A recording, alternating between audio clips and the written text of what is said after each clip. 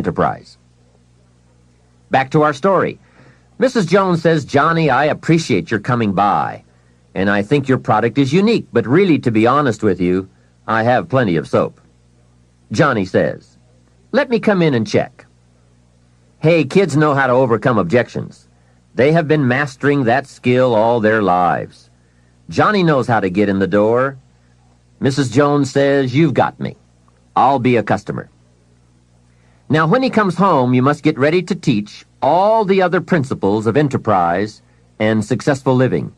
The two should go together. First, Johnny says, "I've got $3 to spend," and you point out the obvious. If you spend all $3, you will be out of business. He says, "I can see that."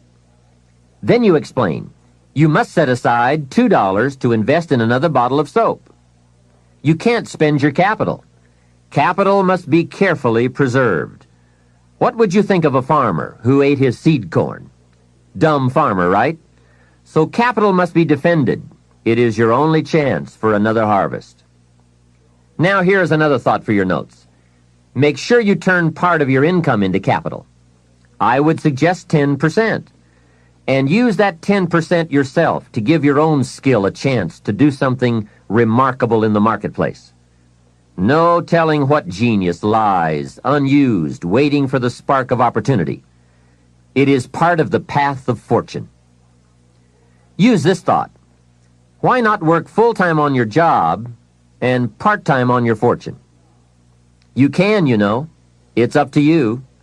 And you can't believe the feelings every day when you can honestly say, "I'm working to become wealthy. I'm not just working to pay my bills." It makes a different kind of day. You will find it hard to go to bed at night and exciting to get out of bed in the morning. Remember, it's the same day, the same opportunity, the same you, but it is a greatly different life working to become wealthy or working to get by. Now, here is the next principle to teach. Johnny says, "Okay, I'll set aside $2 so I can stay in business and continue to make $1 profit. But I get to spend the $1, right?" Now comes a most important opportunity. You must explain that if he spends that whole dollar, he will wind up broke and unhappy. And then take him on another visual tour to some part of town where he can get a good look at people who spend all they make and are broke and unhappy, and say, "Do you want to live like this?" He will say, "No." Then you say, "All right then, you can't spend the whole dollar." He says, "Well then, tell me what to do with it."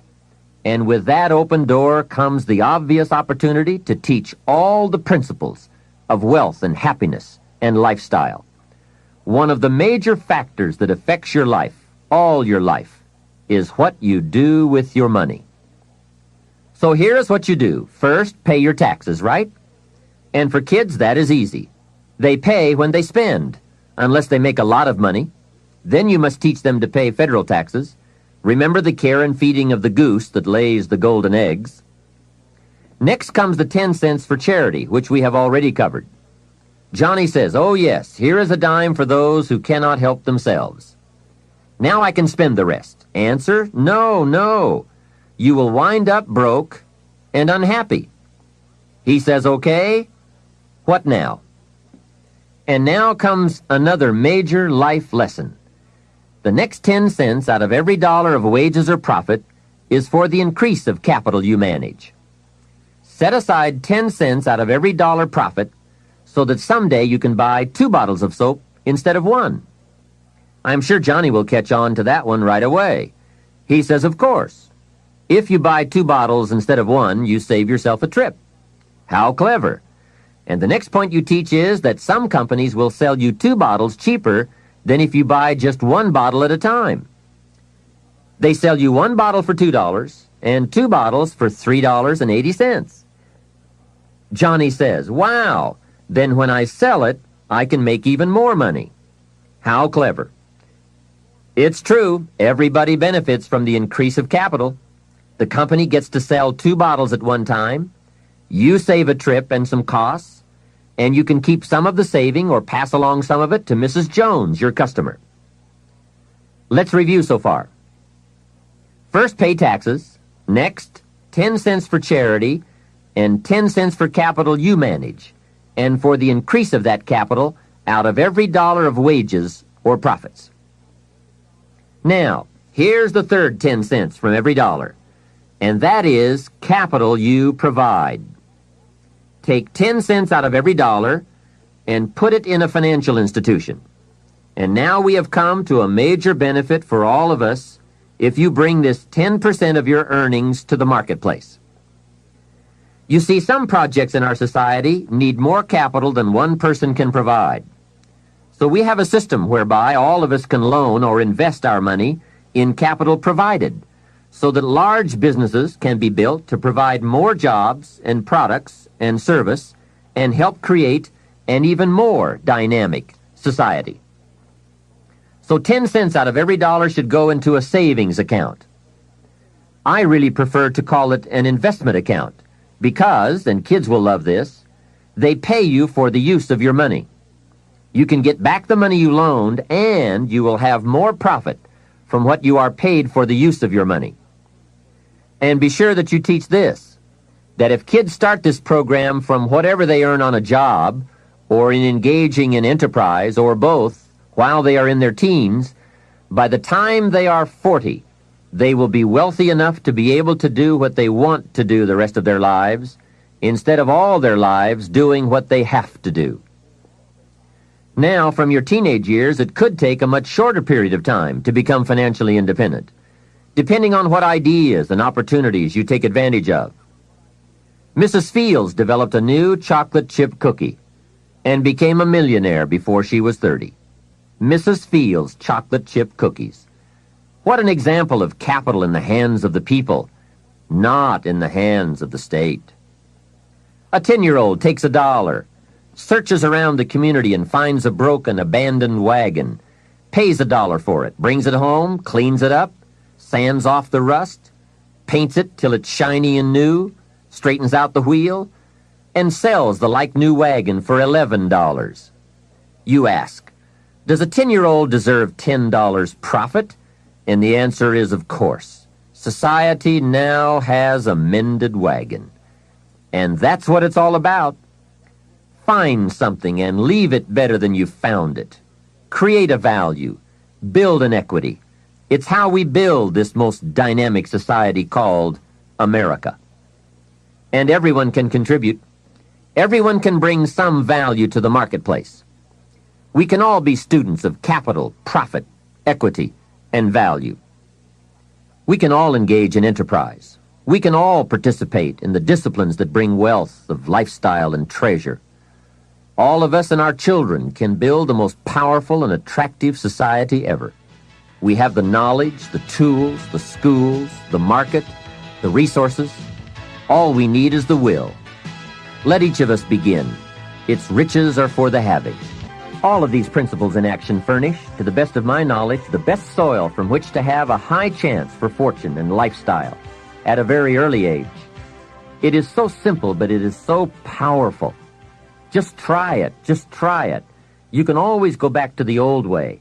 But if you just try it, I predict you will be so excited about your new commitment and discipline for wealth that you will never turn back. What we're seeing here is that wealth is a matter of allocation, not opportunity, especially in this country. There are subtleties on both sides of any issue of health and sickness, the issues of success and failure. It is the subtleties that determine the direction and the destination. The major reason it is so subtle is because what you do in a single day or a single week or month doesn't seem to matter that much. But remember, as we said earlier, everything matters. Everything weighs something. Sophisticated people never say, it doesn't matter. If you spend or invest $5 today, it doesn't seem to matter much either way. You seem to be no richer or poorer at the end of the day. But it does make all the difference in the world as you save $5 every day, and the days accumulate into weeks and into months and into years.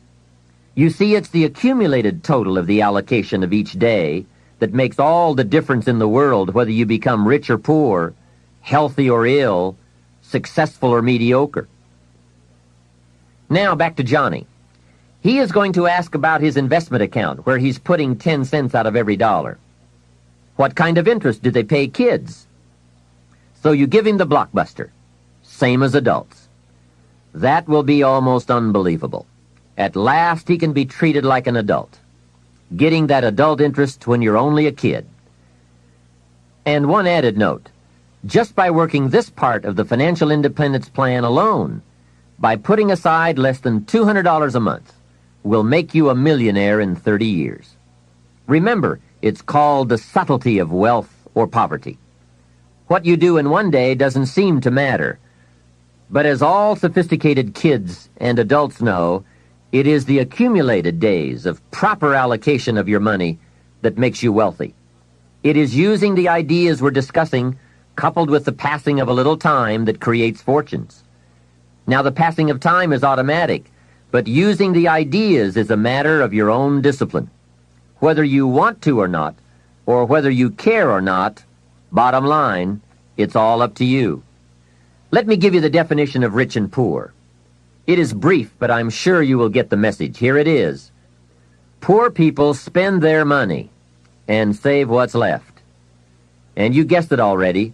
Rich people save their money and spend what's left. Remember, it's the same money, just a different philosophy.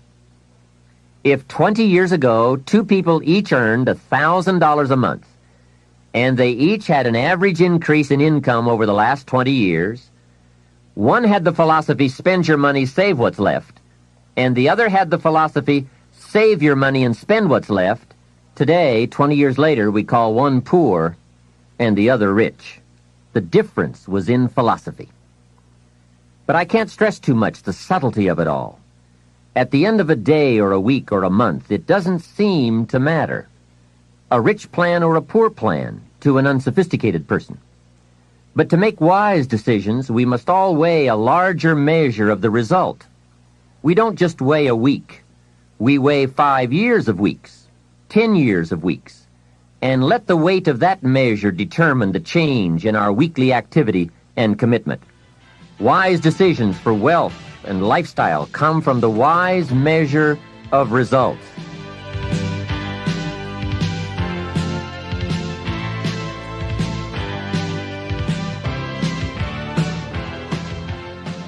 Hey, here is a great philosophy to learn and to teach, especially to your kids. They will love it. It is called the ant philosophy. You know, little ants. There's a Bible phrase that says, everyone, especially lazy people, should study ants. Ants are unique. Consider this. First, an ant will never quit. If he is headed somewhere, and you put your hand in his way, he will try to climb over, climb under, climb around. He keeps trying. If you let him go on his way, away he goes. And if you put something in his way again, he will try again to go over, under, around. And guess how long an ant will try? Answer, until he dies. So, an ant will never quit. What a philosophy. Next part of the ant philosophy. Guess what an ant has in the back of his mind all summer? Answer, winter. Ants prepare for winter all summer. How very bright. Now, some adults aren't that smart. They think summer all summer. That philosophy we call fatal. Now, here's another piece of ant philosophy. Question. How much will an ant gather in the summer to prepare for the winter? Answer, all he possibly can. That's it. The secret to the higher life, doing all you possibly can. That is the great life quest, seeing what all you can become. A man says to me, Mr. Rohn, I'm making about $50,000 a year. Isn't that enough? I'm taking care of my family, and we are comfortable. Isn't $50,000 enough? And my answer is, yes, it is enough, if it's the best you can do in the time allotted to labor and enterprise. However, if you are capable of making $500,000 a year and you only make $50,000 we call you loser. Remember, it's not the amount that counts. It's the extent of your reach that counts. If your best is $10,000 a year, that's enough. If your best is $1 million a year, that's enough. It's not the amount. It's your best we count. How tall will a tree grow? Answer, as tall as it can. Did you ever hear of a tree growing half as high as it could? No. Only humans with the power of choice settle for less than they can be. But I would ask you to walk the high road. Earn as much money as you can, share as much as you can, create all you can, read as many books as you can, see as many places as you can, become as skillful as you can. It's your birthright. Now, part of the learning to live on 70% falls under another fundamental, which we will cover in another session in this cassette program, that talks about lifestyle, how to get joy from your 70%. And that's what life is all about, doing the things that bring us satisfaction and joy. But before we move on to this subject, let me add a few closing notes on the subject of a good financial plan. I've come up with the major role of grandparents in this country. Here it is. The major role of grandparents in this country should be to teach their grandchildren how to be wealthy, cultured, and happy, just like me. Grandparents should not have to say, "I've worked all my life, now I need help." They should be able to say, "I've worked all my life, now I can help." If you are not financially independent by age 40 to 50, it doesn't mean you live in the wrong country. It doesn't mean you live in the wrong community. It doesn't mean you live at a wrong time. It doesn't mean you are a wrong person. It doesn't mean you have the wrong chance. It simply means you have the wrong plan. I discovered you can be a nice person with the wrong plan. You can be a sincere person with a poor plan. And remember, it's not uncommon. Everything by longevity tends to get off course. When they make a moonshot, it isn't the first set of the guidance systems that serves for the whole trip. They have what is known as mid-course corrections, those fine-tuned changes that set you on a more certain course. And on the way to the destination called the moon, they are so important. Hey, if there's one objective you don't want to miss, it's the moon. Now, if you will make wealth and financial freedom that important a necessity, you will have the highest chance to arrive. Next, if you have not done so in a while, or if you have never done so, put together a financial statement. When I first met Mr. Schoaf and we talked about financial independence, he asked me if I had a current financial statement. I said, "What is a financial statement?" So I got my primary education in taking a picture of where I was financially. Mr. Schoaf explained that it is very important to know exactly where you are without kidding yourself, so that you can then come up with a good plan for going from where you are to where you want to be. It turned out to be fairly easy to put one together. You merely list the value of your assets on one side of a piece of paper and the total of what you owe, called your liabilities, on the other side of the paper. Then by subtracting one from the other, you come up with what we call your current net worth. Now, it doesn't tell you what you are worth as a person, but rather what you are worth in money. I said to Mr. Schoaf, "My financial statement isn't going to look that good." He said, "It is not important how good it looks. What is important is that you do it."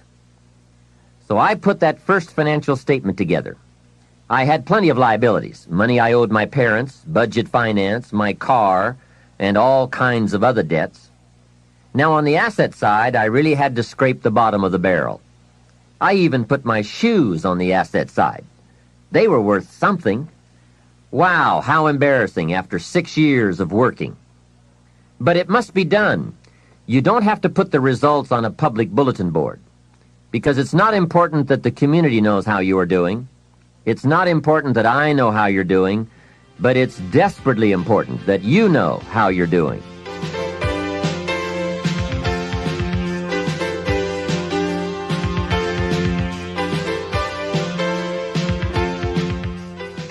Here are some other points. First, keep excellent books, not only for tax purposes, but for yourself, your financial future, and for your own sense of self-worth. Have you ever heard the expression, "I don't know where it all goes"? Well, from now on, make a new commitment to financial independence and to the value and the feeling that comes from knowing where it all goes and where it all comes from. It is just one of those important disciplines that cause you to prove to yourself that you are on a new road, walking in a new direction, becoming a new person, and arriving at a new destination. Without that effort, you will keep falling back. Hey, I found out you can make $5,000 a month and still go broke. You say, how could you go broke making $5,000 a month? It's easy. Spend $6,000. And when you make $5,000, spending $6,000 is not that difficult. Someone once said, if your outgo exceeds your income, your upkeep becomes your downfall. So, be the master over whatever you have and whatever you are. That's where the seeds of greatness are sown. Great wealth, great health, great results, great influence, and great lifestyle. Take interest and even delight in doing all the small things well. It makes you a sophisticated person who knows where the beginnings of wealth and happiness are. There's a Bible phrase that we could quote here that would be appropriate. It says, if you will be faithful over a few things, the small things, you will someday be ruler over many things and major things. That's it. That's the philosophy that counts. Surely life is reluctant to hand a fortune to someone who constantly messes up his paycheck. It's not the amount that counts. It's the plan and the faithful discipline of that plan that counts. The disciplines are those ingenious keys that unlock the door to the kind of person we really want to become. And becoming attracts all those treasures and values that most anyone would call the good life. Life in abundance, life in productivity, life in enterprise, life in influence, life in style. Now, to wind up this rather lengthy subject, let me close with this. Mr. Schultz's best instructions to me in those early years were to develop a new attitude about myself, and a new attitude about all the principles that it takes to make life